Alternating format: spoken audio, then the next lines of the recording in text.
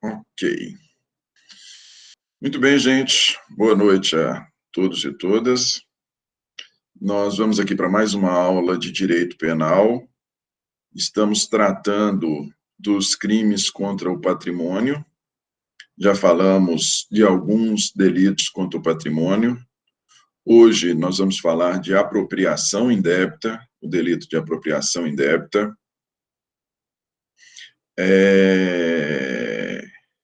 Vamos falar de apropriação indébita e apropriação indébita previdenciária. É um delito contra o patrimônio, já disse, e é interessante que esse delito de apropriação indébita previdenciária, nós vamos ver, ele apresenta uma série de regulamentação um pouquinho mais elaborado do que a apropriação indébita pura e simples do artigo 168. Beleza? Vamos ao delito. Apropriação indébita. Como é que vem disciplinado? Artigo 168. Apropriar-se de coisa alheia móvel, de que tenha a posse ou a detenção. Pena, reclusão de 1 a 4 anos e multa. Mais uma vez, apropriar-se de coisa alheia móvel, de que tenha posse ou detenção, pena, reclusão de 1 a 4 anos e multa. Olha só, gente, vamos lá. O crime de apropriação indébita, ele apresenta uma particularidade, ele também é crime contra o patrimônio, correto? Ele também é crime contra o patrimônio, só que ele apresenta a particularidade de que a coisa subtraída, nós falamos, né? Vocês se recordam que roubo e furto é coisa móvel, falamos da usurpação, que é crime contra o patrimônio, de coisa imóvel, e na apropriação indébita também, somente pode ser objeto de apropriação indébita coisa móvel, somente coisa móvel. Aqui na apropriação indébita, ela apresenta a particularidade de que aquele que comete o delito já tem a coisa, já tem o bem em sua detenção ou posse. Em Professor. sua detenção ou posse. Professor. Pois não? Desculpa interromper, não, mas é porque o slide não está aparecendo para a gente, não? A apresentação. Sou orelha de tatu mesmo. Pera aí. Até dezembro eu aprendo. Vamos lá. Começar do começo. Descrição do delito, gente. Descrição do delito. Apropriar-se de coisa alheia móvel de que tenha posse ou detenção.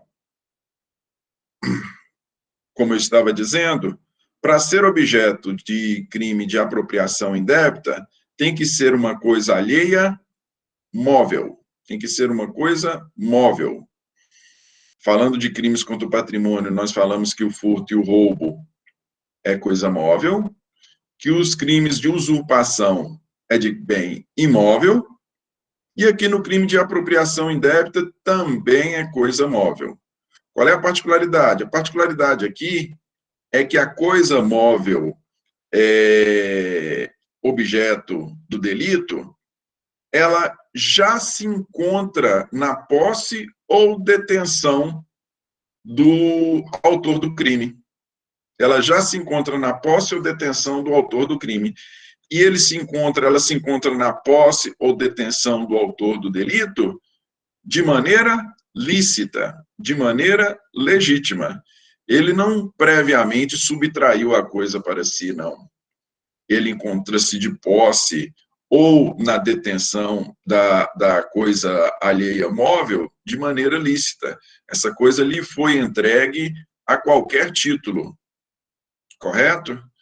Vocês já estudaram posse e detenção lá em direito civil, não estudaram? Direito das coisas? Não, a gente está em obrigações ainda. Está em obrigações ainda? Posse é uma situação de fato. Posse é um dos poderes da propriedade. O posse é uma situação de fato, é um dos poderes da propriedade, do direito de propriedade, e ele tem a característica de se estender, podemos assim dizer. A detenção, ela também traz esse aspecto de ser uma situação fática. Só que a detenção, ela traz a particularidade de que aquele que detém, disse que a pessoa apenas detém uma coisa alheia, quando essa detenção se dá em nome de um terceiro. Seja esse terceiro possuidor ou proprietário. Nós temos uma pessoa que originariamente é proprietária ou possuidora do bem. Essa transfere para o detentor, que tem em sua, entre aspas, posse a coisa móvel por apenas um curto espaço de tempo, e ele traz essa posse, ele tem essa posse não em seu nome, mas em nome de um terceiro, em nome do possuidor ou em nome do proprietário. Beleza? Nós podemos dizer que a detenção, ela é mais precária do que a posse propriamente. E a posse é apenas uma situação fática, né? É um aspecto da propriedade, um aspecto que, inclusive, pode ser transferida para outra pessoa. Eu continuo sendo proprietário de um bem se eu transfiro, se eu concedo, se eu empresto, se eu alugo, se eu transfiro a posse a qualquer título para uma terceira pessoa, eu não deixo de ser proprietário. Beleza? Então, quando se fala em apropriação de coisa alheia móvel, de quem tem a posse ou a detenção, apropriar-se de coisa alheia móvel de quem tem a posse ou a detenção. Perdão, de quem tem a posse, não.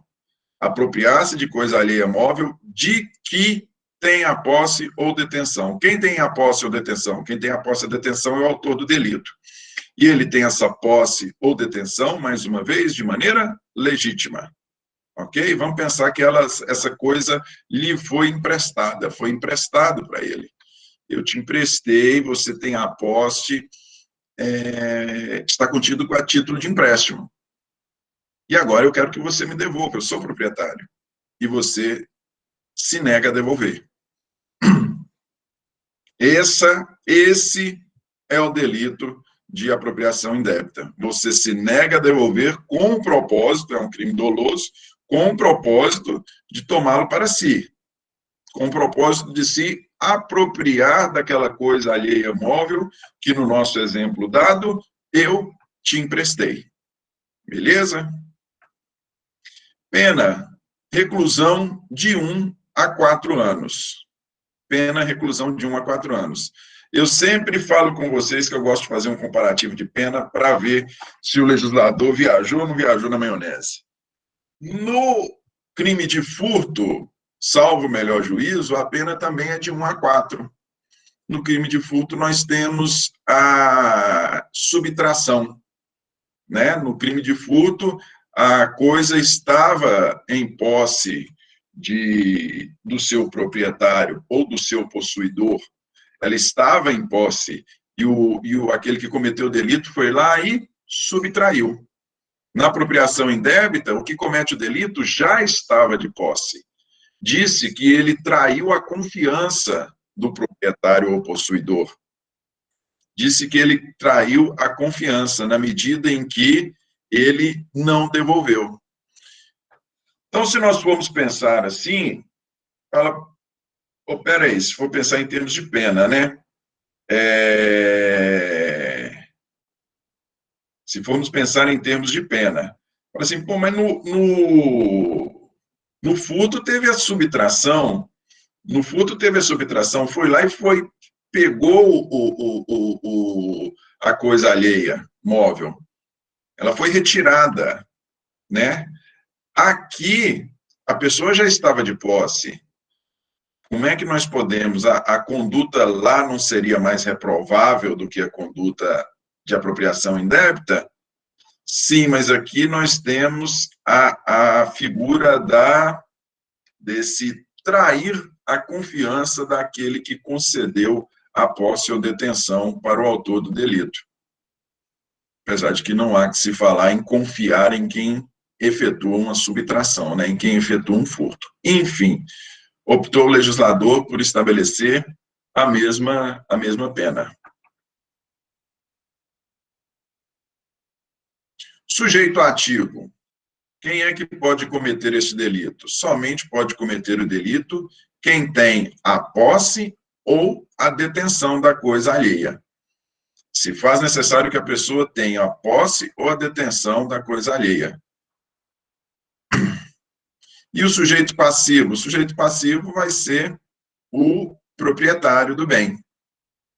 O proprietário do bem. O proprietário, ou eventualmente, se estivermos falando de detenção por parte daquele que cometeu o delito, pode ser sujeito passivo também o possuidor da coisa móvel.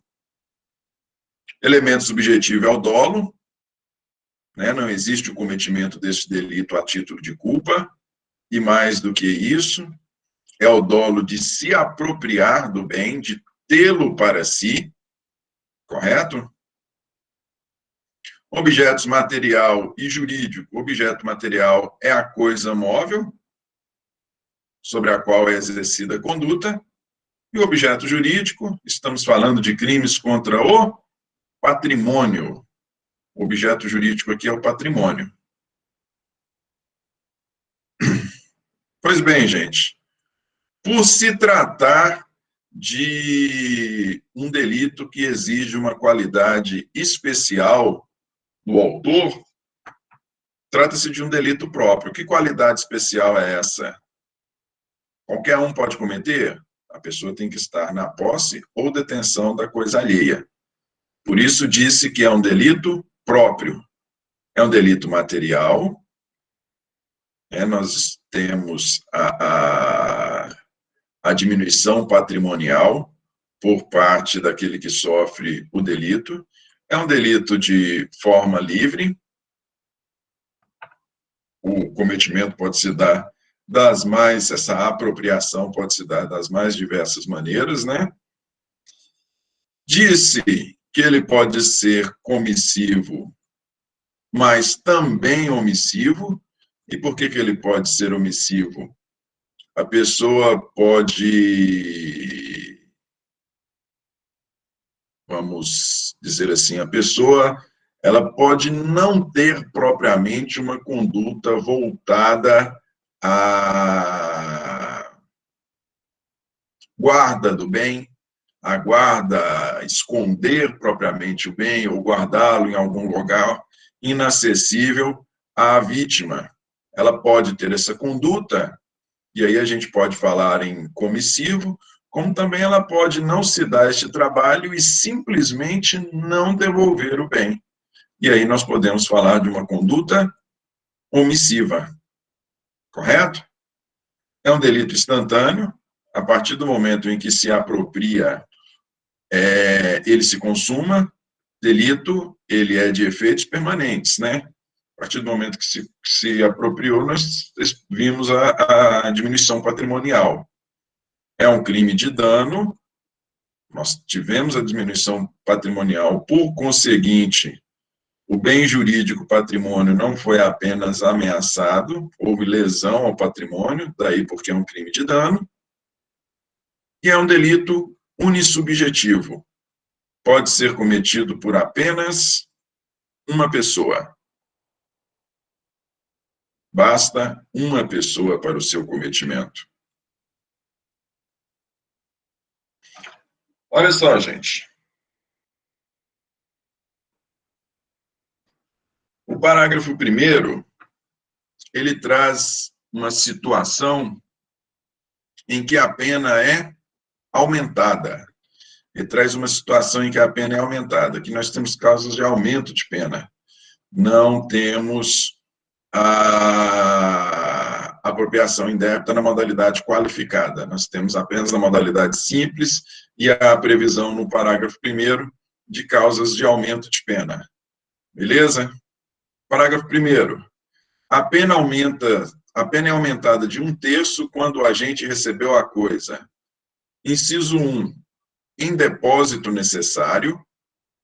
Inciso 2, na qualidade de tutor, curador, síndico, liquidatário, inventariante, testamenteiro ou depositário judicial. 3, em razão de ofício, emprego ou profissão. Mais uma vez, a pena é aumentada de 1/3 quando o agente recebeu a coisa. Como eu disse para vocês, na apropriação indébita, o autor do delito, ele tornou-se possuidor ou detentor da coisa móvel de maneira lícita. De maneira lícita.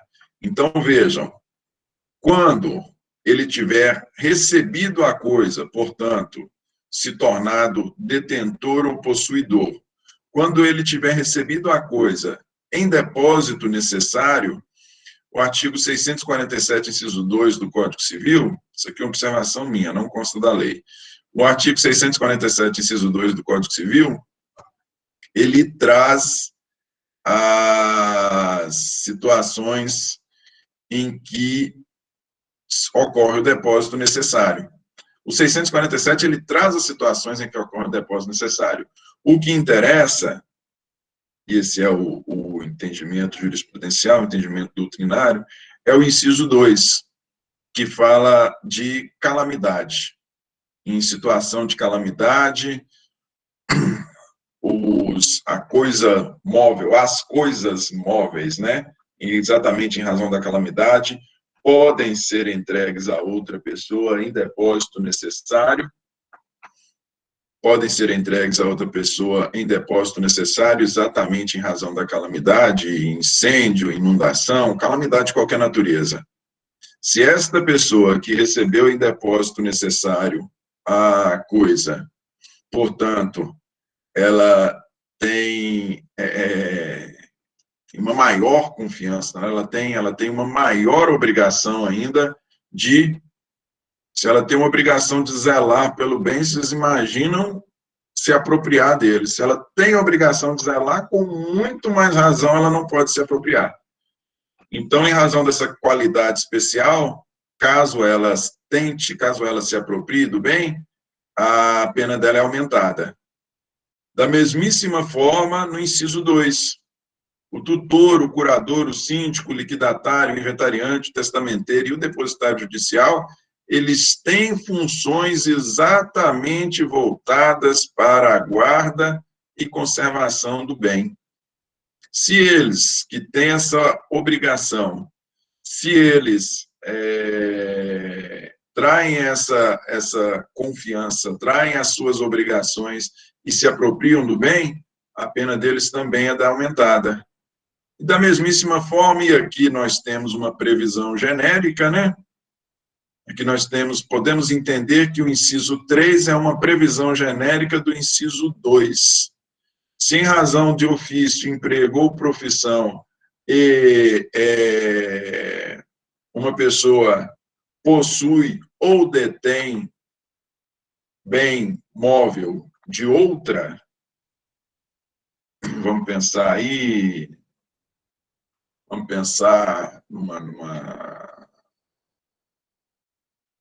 essa detenção, por exemplo, assim, vamos pensar num estacionamento. Tem um estacionamento, lá no estacionamento você chega e deixa seu veículo lá, seu veículo não foi subtraído, né? Você não foi subtraído, você deixou seu veículo no estacionamento, em razão do exercício da atividade lá, aquele titular do estacionamento, ele pega e se apropria do seu veículo. Nós temos aí apropriação indébita em razão da atividade exercida. Aqui nós temos no inciso 3 uma previsão geral para situações que não se enquadram especificamente no inciso 2. Mas todas elas, tanto o inciso 1, quanto o inciso 2, quanto o inciso 3, que trazem causas de aumento de pena, todas elas, elas trazem no cerne, na sua razão de ser, a circunstância de que aqueles possuidores ou detentores, eles têm uma maior obrigação de guarda, de zelo, e por terem traído esta sua obrigação, a pena deles é aumentada. Beleza? Pois bem, gente, esse é o delito de apropriação indébita. Esse é o delito de apropriação indébita que se aplica para os bens móveis em geral. Nós temos um delito específico, que também é 168, mas aí 168A, que é a chamada apropriação indébita previdenciária. Apropriação indébita previdenciária. Vamos começar do começo. Não sei se vocês já estudaram isso em direito constitucional, correto? Nós temos, dentro da organização imensa do Estado, do Estado, né, do poder público, nós temos a chamada Seguridade Social. E a Seguridade Social, seu próprio conceito, ele é um conceito legal. O artigo 194 da Constituição traz esse conceito. A Seguridade Social compreende um conjunto integrado de ações de iniciativa dos poderes públicos e da sociedade, destinadas a assegurar direitos relativos à saúde, previdência e assistência social. Então, a Seguridade Social, ela visa promover um conjunto, como consta aí, é um conjunto integrado de ações das mais diversas naturezas, né? Você tem a contratação de pessoal, montagem de estrutura física, prestação de serviço, é um conjunto de ações das mais diversas naturezas voltadas para quê? Para a promoção da saúde, previdência e assistência social. Saúde é facinho da gente visualizar, né? Saúde pública nossa aí, o nosso grande SUS, Sistema Único de Saúde. E aqui nós temos dois aspectos, né, do Estado, dentro da ideia de seguridade social, que são distintos. Nós temos a previdência social e nós temos a assistência social. O que as distingue? A previdência social, ela tem um caráter contributivo. A previdência social tem um caráter contributivo. Nós temos benefícios previdenciários, que são benefícios decorrentes de contribuição. Nós temos aqui aposentadoria, só aposenta quem contribui. Nós temos aqui licenças médicas, só recebem essas licenças quem contribui. Isso é a previdência. Coisa diferente é a assistência social. A assistência social, ela não tem esse caráter contributivo. Porém, a assistência social, existe benefícios? Existem. Nós tínhamos o LOAS, tem o BPC, benefício de prestação continuada. Os benefícios pagos a título de assistência social, eles não são precedidos dessa contraprestação contributiva por parte daquele beneficiado. Porém, o beneficiado, para se encaixar nos benefícios de assistência social, tem que ser pobre nos termos estabelecidos na lei. Correto? Então, vejam, essa é a distinção entre previdência social e assistência social. E a Seguridade Social compreende saúde, previdência e assistência. Beleza? Pois bem, como disse para vocês, a Previdência, em especial, na Previdência, nós temos contribuição previdenciária. Agora mesmo, nós já tivemos aí várias e várias reformas da Previdência, ora aumentando o período de contribuição, ora aumentando o índice de contribuição. O servidor público mesmo passou, que tem um regime previdenciário próprio, neste ano, não sei se foi a partir de maio, de março, o servidor público federal passou de 11% para 14%. Houve um aumento na contribuição previdenciária. Pois bem, esta é a Seguridade Social. E como é que se mantém, já que nós estamos falando do SUS? O SUS é de graça para nós, né? Mas o SUS tem custos. A Previdência tem custos, a assistência tem custo. Como é, de onde sai esse dinheiro para custear a Seguridade Social? É aí que nós vamos ao artigo 195. A Seguridade Social será financiada por toda a sociedade, de forma direta e indireta, nos termos da lei, mediante recursos provenientes dos orçamentos da União, Estado, Distrito Federal e municípios, e das seguintes contribuições. Aí o 195 traz um monte de contribuição, um monte de origem da contribuição voltada aí para custear a Seguridade Social de maneira ampla, tanto saúde, quanto previdência social, quanto assistência social. Beleza? Pois bem, gente, vocês vão estudar em direito previdenciário. Quando vocês estudarem direito previdenciário, vocês vão ver que nós temos toda uma estrutura fiscalizatória, né? A gente tem toda uma estrutura fiscalizatória para que as pessoas cumpram com as suas obrigações. A consequência natural daquele que não honra com as suas obrigações é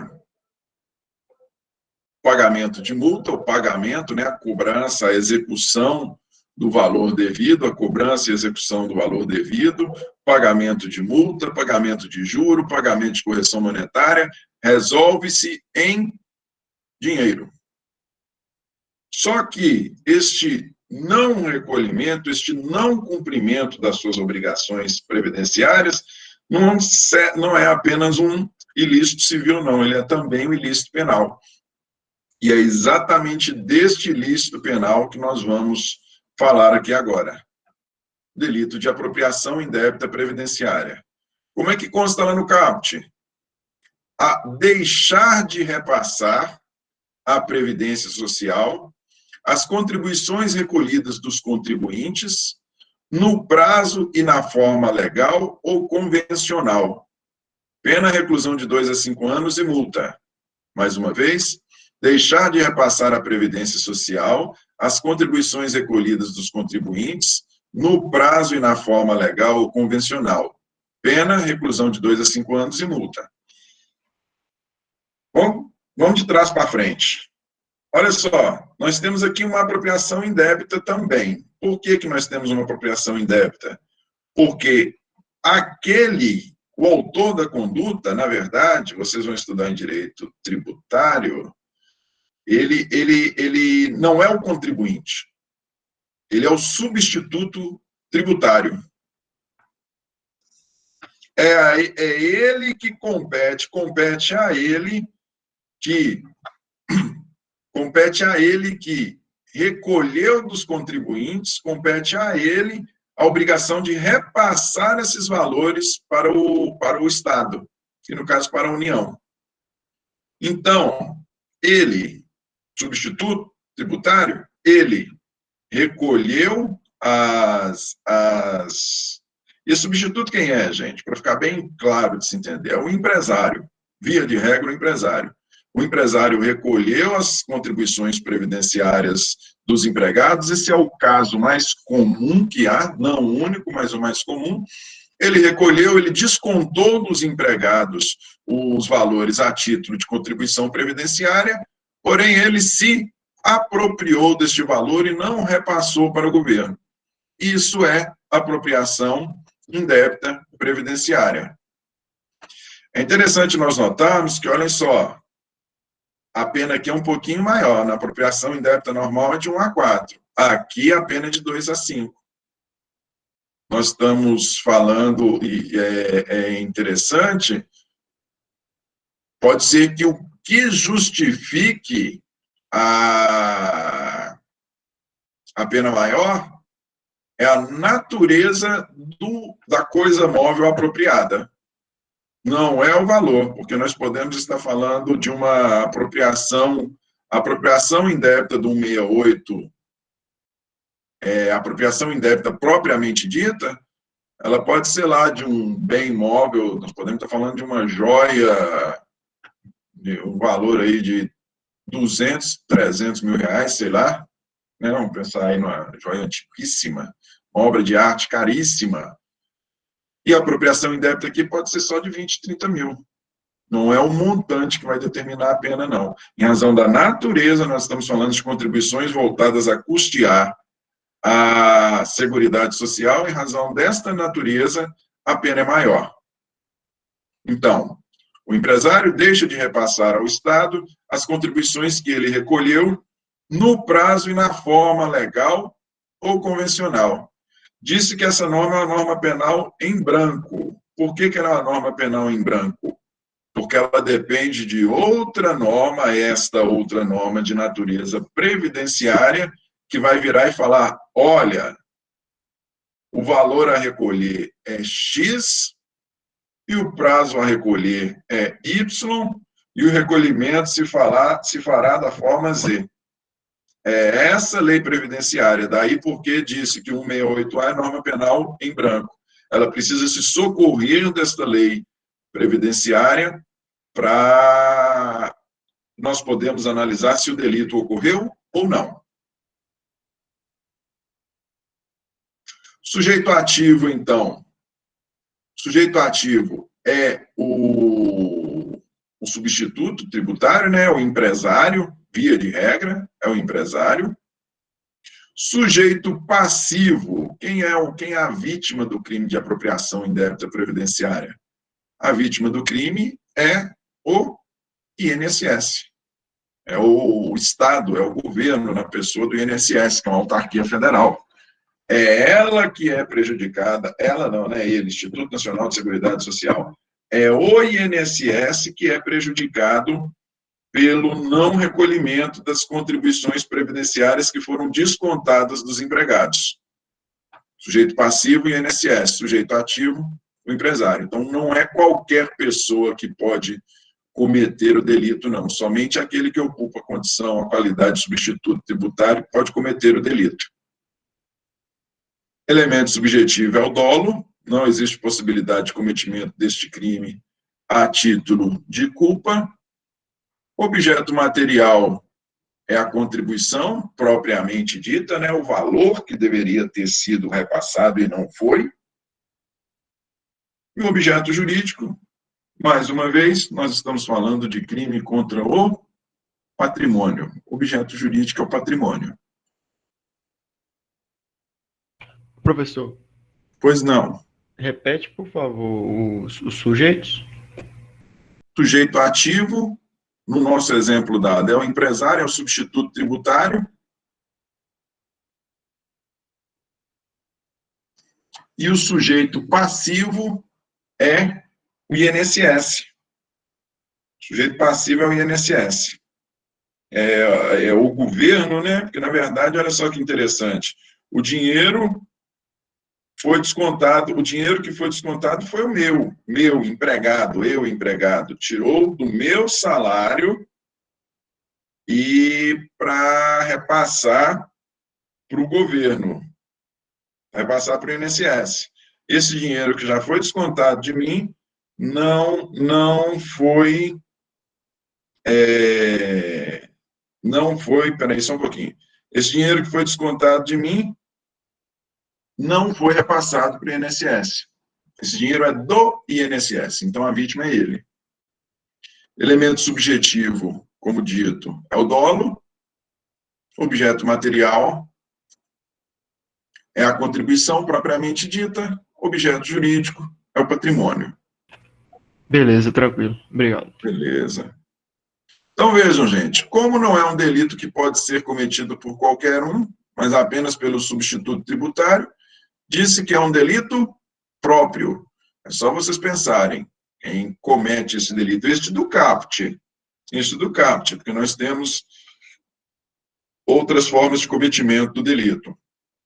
É o empresário, é o substituto tributário. É um delito formal,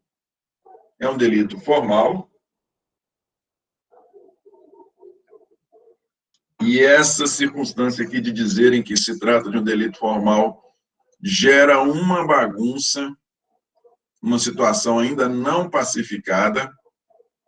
Agora há pouquinho eu tive um caso de um inquérito policial lá, eu já informo vocês ao final.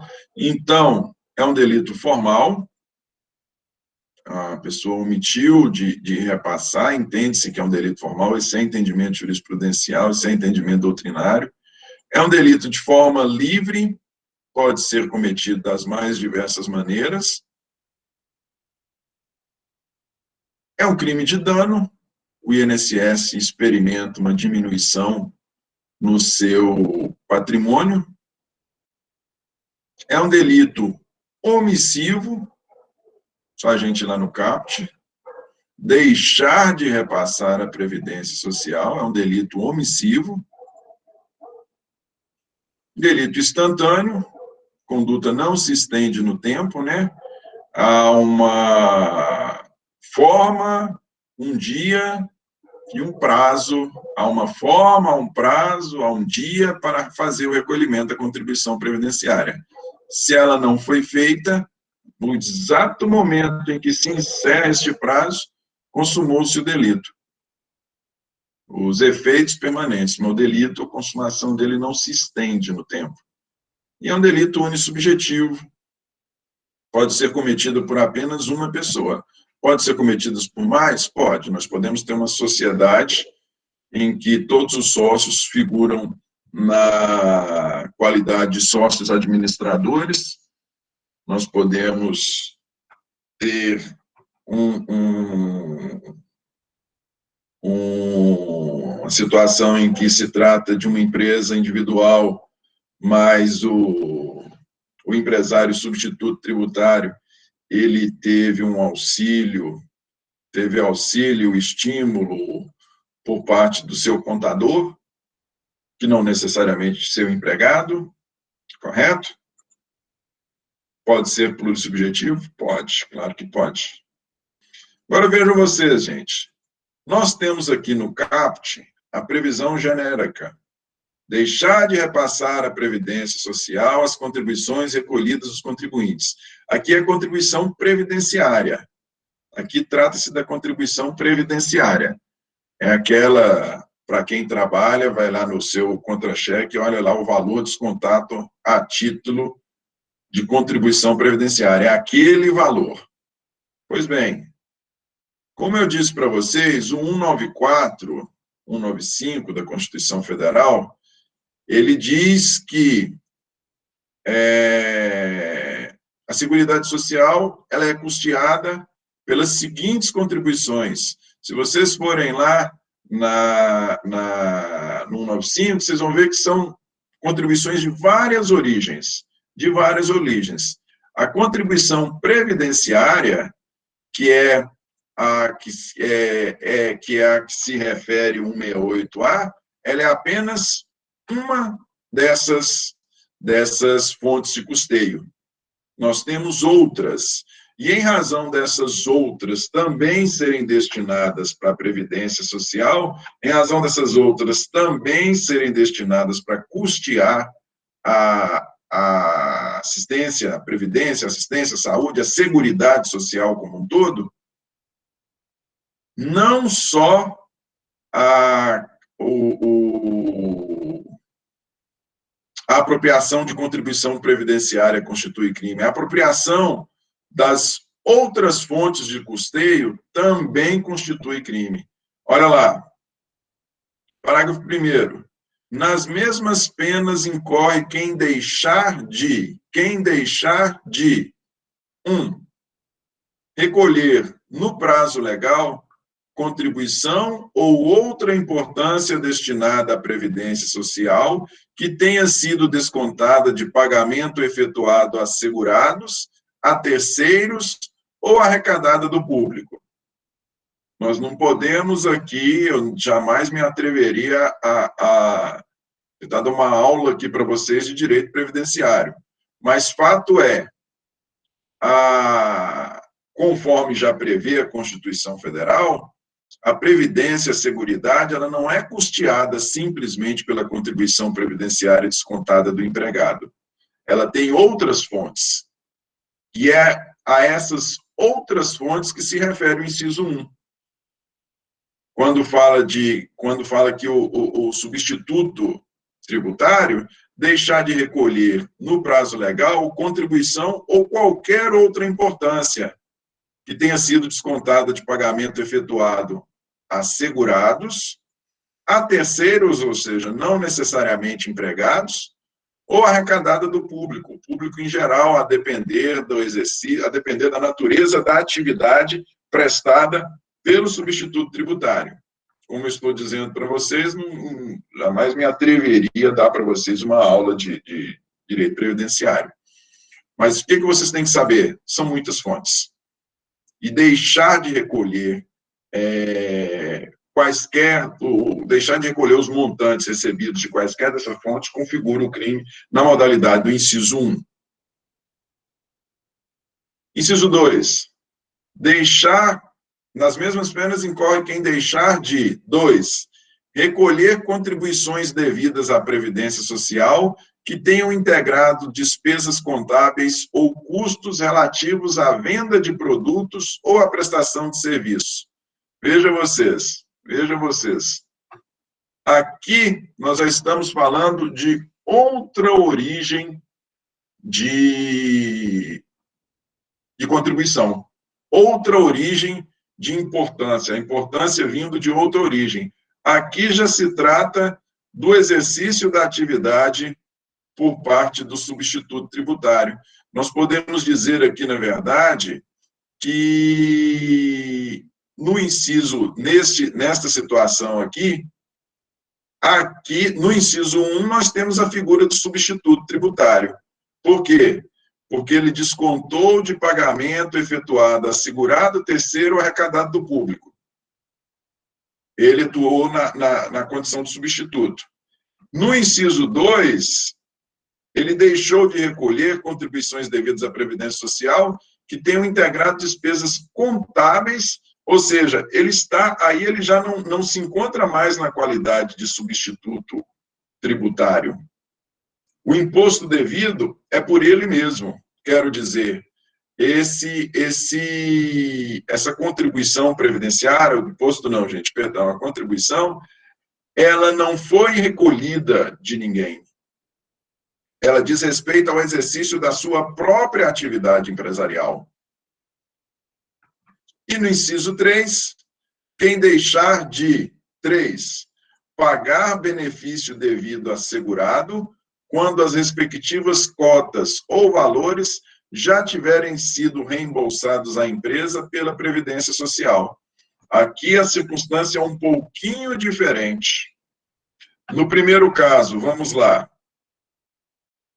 pessoa deixou de recolher o que ela já descontou, qualquer outro montante descontado do segurado, de terceiros ou do empregado a título de contribuição. A título de contribuição, não contribuição previdenciária, porque contribuição previdenciária está lá no caput. No inciso 2, a importância é proveniente do exercício da atividade empresarial, então o empresário aqui não está agindo na qualidade de substituto tributário. Inciso 3, aqui no inciso 3 é um pouquinho diferente. Por que ele é um pouquinho diferente? No inciso 3, o empresário recebeu um montante que deveria ter sido passado para o segurado. Quem é o segurado? É o seu empregado. Ele recebeu um montante que deveria ser repassado ao seu segurado, porém, ele não repassou. Ele recebeu de quem? Recebeu do governo recebeu do INSS um montante que deveria ser repassado a título de pagamento de benefício, deveria ter sido repassado para o seu empregado que é segurado, não repassou.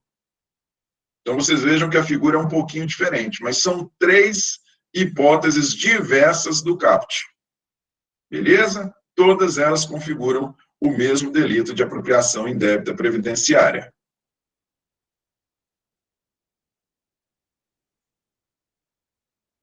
Aqui, gente, condição objetiva de punibilidade e competência.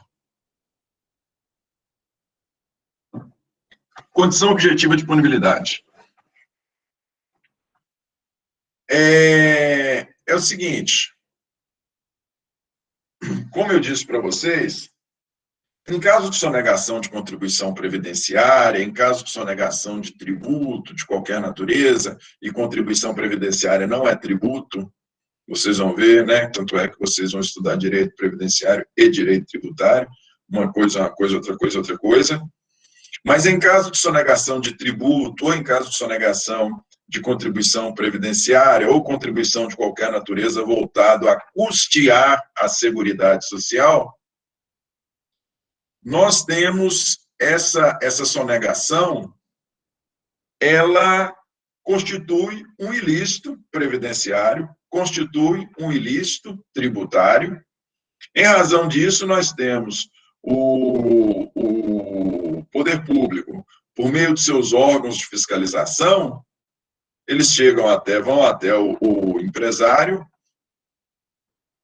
multam, estabelecem um procedimento administrativo de qualquer natureza, um procedimento administrativo fiscal. Para que esse procedimento administrativo fiscal? Exatamente para apurar se a contribuição previdenciária ou o tributo foi ou não foi sonegado, para apurar qual o valor devido, para apurar quem deve o valor, correto? Nós precisamos de um procedimento. Nós precisamos de um procedimento administrativo de natureza fiscal, um procedimento administrativo de natureza tributária, para apurar o montante devido. Primeiro, apurar se é devido, e no segundo momento, apurar qual o montante devido. Correto? Pois bem, para se falar no delito, para se falar no crime de apropriação indébita previdenciária, nós precisamos de um negócio que chama constituição definitiva do débito. Constituição definitiva do débito. O que é essa constituição definitiva? A constituição definitiva, ela ocorre a partir do momento em que o Estado, por meio dos seus órgãos de fiscalização, a partir do momento que o Estado, que o poder público vira e fala, ora, encerrou-se o procedimento administrativo, o empresário manifestou-se, não recorreu, ou recorreu e a instância superior já julgou, enfim, não cabe mais recurso, encerrou-se o procedimento administrativo, e no procedimento administrativo foi estabelecido que sim, houve sonegação de contribuição, e sim, o montante é de R$50 mil. Isso é constituição definitiva do débito. Constituição definitiva, fala-se constituição definitiva do débito, constituição definitiva do crédito. É débito para mim, é crédito para o Estado, né? Constituição definitiva do débito. Olha só, essa Constituição, eu preciso que ela exista definitivamente para que eu possa falar em crime. Enquanto o Estado não cumprir com a sua obrigação de constituir definitivamente o crédito, enquanto ele não cumprir com a sua obrigação de constituir definitivamente o crédito que lhe é devido, o crime não se configura. Então, essa é uma condição objetiva de punibilidade. Qual condição? A constituição definitiva do crédito. Nós precisamos da constituição definitiva dele. Nós precisamos que os órgãos de fiscalização tenham feito todo o procedimento e, ao final do procedimento, eles falaram, olha, de fato é devido e o valor devido é X. Beleza? Sem essa constituição definitiva, não há que se falar em crime. Não há que se falar em cometimento de crime. Competência, gente. Nós estamos falando de contribuição previdenciária. Contribuição previdenciária, quem gere a previdência é exatamente o INSS, Instituto Nacional de Seguridade Social, INSS. O INSS ele é uma autarquia federal. Nós sabemos que os crimes cometidos contra a União ou suas autarquias são de competência federal.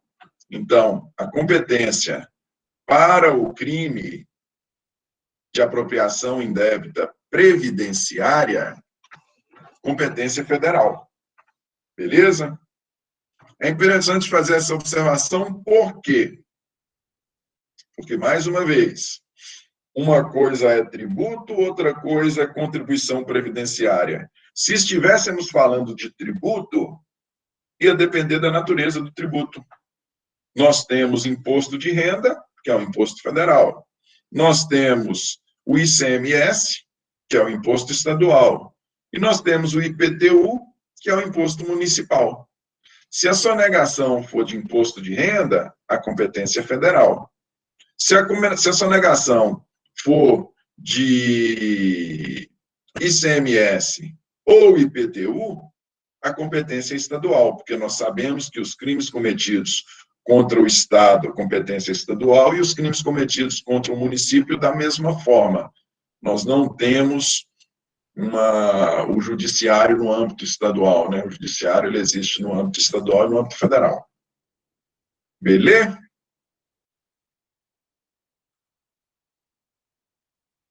Aqui, gente, começa uma confusão danada. Antes de entrar no mérito aí, deste parágrafo 2º e parágrafo 3º, que são uma bagunça em razão de que temos várias outras leis que se sucederam e se sucedem no que diz respeito à causa extintiva de punibilidade. Quando a gente fala em sonegação de tributo, quando a gente fala em apropriação indébita previdenciária, a gente tem que pensar o seguinte, e aí vai uma crítica. O pessoal fala crítica construtiva, né? A crítica ela tende a destruir qualquer situação que seja. Crime de apropriação indébita previdenciária, crime de sonegação, é crime de gente rico. É crime de quem tem dinheiro. Não vou nem falar de rico. É crime de quem tem dinheiro. Nós estamos vendo agora empresariado com a corda no pescoço, né? Em especial o pequeno empresário. Mas o pequeno empresário, ainda que com a corda no pescoço, ele tem dinheiro. Não é isso? Esse é um crime contra o patrimônio, da mesma forma que a sonegação também é crime contra o patrimônio, sonegação de imposto, é um crime cometido por quem tem dinheiro. Eu já tive delitos lá de apropriação indébita, se encontra aqui em Montes Claros, ou em São Paulo, em Belo Horizonte, que tem grandes empresas, se encontra apropriação indébita e sonegação na casa dos milhares, dos milhões, correto? O que acontece aqui? Na verdade, o que o Estado quer? O Estado quer receber. Ele quer receber. Em razão deste propósito dele de receber a contribuição previdenciária, de receber o imposto, ele criou causas extintivas de punibilidade e causa suspensiva. A causa extintiva é o pagamento. O parágrafo 2º, ele foi bem duro, digamos assim, para a concessão dessa extinção de punibilidade. Ele não foi tão generoso. Olha lá o parágrafo 2º. É extinta a punibilidade se o agente espontaneamente, o empresário, espontaneamente declara, confessa e efetua o pagamento das contribuições, importâncias ou valores e presta as informações devidas à Previdência Social na forma definida em lei ou regulamento antes do início da ação fiscal. Antes do início da ação fiscal, quer dizer, o empresário, antes do fisco bater lá na porta dele, ele acorda num dia bom e fala, meu Deus, eu tenho que pagar minhas contribuições previdenciárias. Eu vou lá, vou voltar aqui, nos meus últimos 2, 3 anos eu não paguei, vou declarar, vou confessar, vou efetuar o pagamento, minha punibilidade está extinta desse crime cometido aí. Beleza? Houve crime contra o patrimônio do poder público? Houve, ué. Ele deveria ter recolhido a contribuição há 3, 4 anos atrás. Houve diminuição do patrimônio? Houve diminuição do patrimônio. Mas e aí, ele vai pagar agora, passados 4 anos. Está ótimo, extingue a punibilidade. O propósito é o recebimento. Correto? Um empresário só nega 1 milhão de contribuição previdenciária, ele vai lá e faz o pagamento, após 4 anos, está ok. Um ladrãozinho furta um celular, é responsabilizado, e aí depois ele devolve, a punibilidade dele não está extinta, não é dessa forma, não é tão simples. Correto? Mas E por que eu digo? Pois não. O legislador está pesando demais para o ladrãozinho ou pesando de menos para o empresário? Eu acho que é demais para o Não, ladrãozinho. demais, e mais do que isso, você não vai acreditar. Eu estou falando que o parágrafo 2º, ele é muito criterioso, porque nós temos as leis se sucederam, o Estado com o propósito de receber é tão grande, e aí nós temos a utilização da polícia e da justiça como agentes de cobrança, a sede de receber é tão grande que há previsão de legislação atual, extra-Código Penal, no sentido de que o pagamento, mesmo após o trânsito em julgado, ele extingue a punibilidade. O Código Penal fala antes do fisco bater na sua porta. Só que nós tivemos leis, e essas leis se sucederam, umas estabelecendo possibilidade de parcelamento em várias parcelas, na casa das centenas, mais de 100 parcelas do tributo, e chegou-se, inclusive, ao cúmulo de, em determinada situação lá, isso quando vocês forem estudar direito tributário, vocês vão ver, de, mesmo após a condenação, já ter transitado em julgado, se a pessoa correr lá e pagar, está extinta a punibilidade. Ou seja, o propósito é receber. E eu não estou falando aqui de qualquer dinheiro. Eu estou falando de dinheiro muito. Não estou falando de um celular que o ladrãozinho aí furta, não. Estou falando de dinheiro muito. Porque o Estado ele não tem interesse em manter aquela pessoa ali presa. Então, sei lá, eu acho que eu sou mais garantista também nisso aí. Eu acho que eu concordo. Uhum. Pode receber mesmo depois do trânsito julgado. A questão é que pesa demais pro ladrãozinho. Pois é, o tratamento deveria ser igual, né? É. Nós estamos falando, eu não estou falando de roubo. Estou falando do delito cometido com violência ou grave ameaça. Estou falando do furto simples. O furto simples. Esse ressarcimento deveria gerar o mesmo efeito para os crimes que são cometidos sem violência ou grave ameaça, para os demais crimes contra o patrimônio cometidos sem violência ou grave ameaça. Mas não geram. Geram, não. Aí você pode falar, a contribuição previdenciária, ela é destinada, nós acabamos de ver, inclusive para a saúde. Inclusive para a saúde. Mas é uma opção do legislador, sim. Nós poderíamos estender isso aí, de fato, para todos. Eu concordo contigo no sentido de que a gente poderia estender essa visão para todos os delitos. A A minha tese, a minha monografia, lógico, como eu disse, nós tivemos aí várias leis que sucederam no tempo, mas a minha monografia de uma das pós que eu fiz, uma das pós-graduações, uma das pós-graduação foi referente a esse efeito. Suspensão e extinção de punibilidade no caso dos crimes fiscais e previdenciários.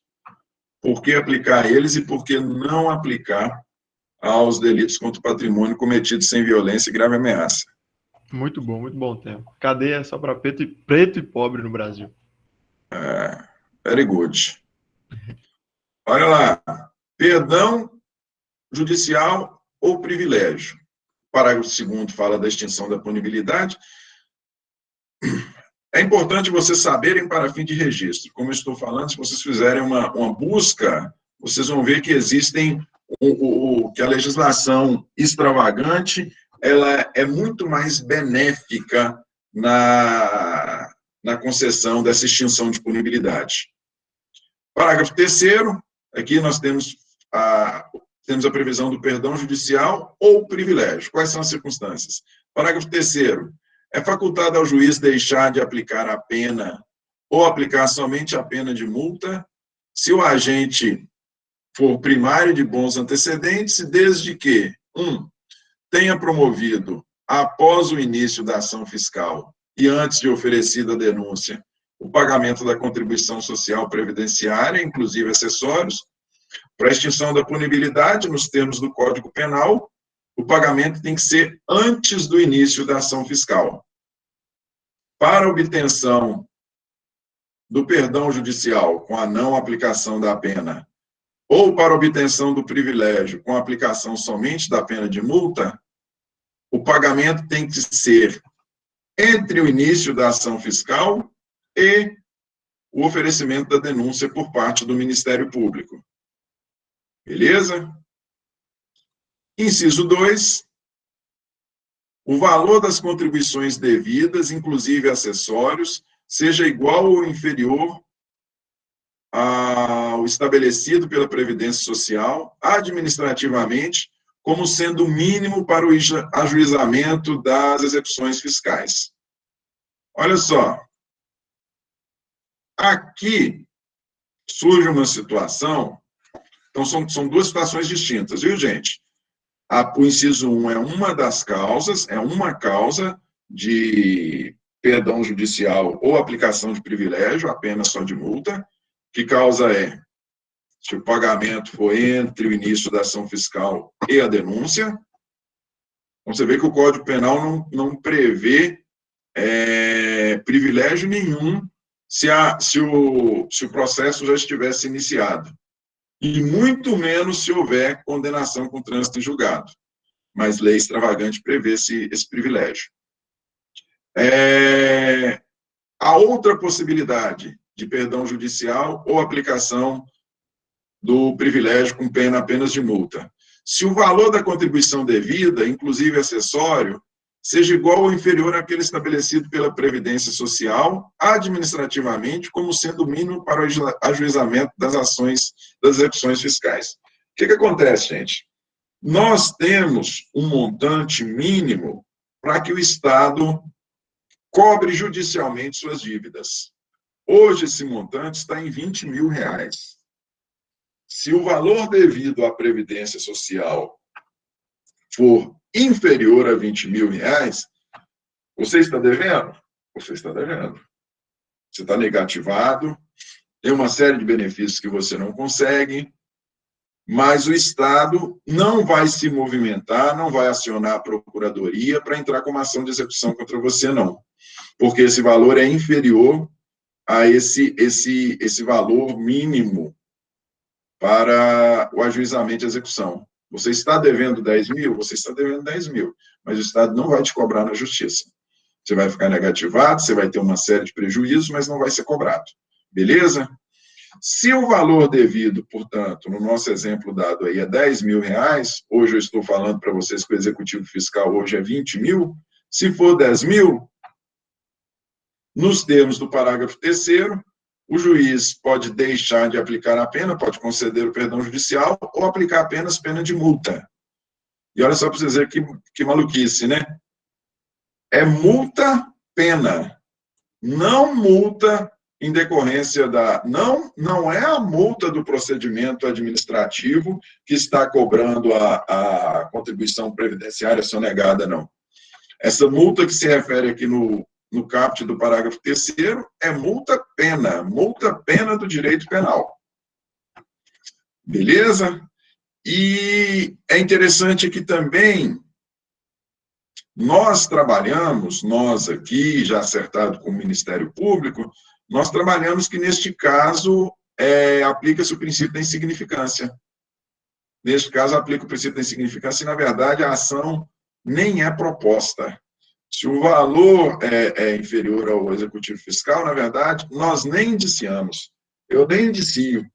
Eu não indicio, o Ministério Público não propõe, porque o valor é inferior a R$20.000, se o Estado não se movimenta para cobrar o valor, como é que esse Estado vai se movimentar para apenar?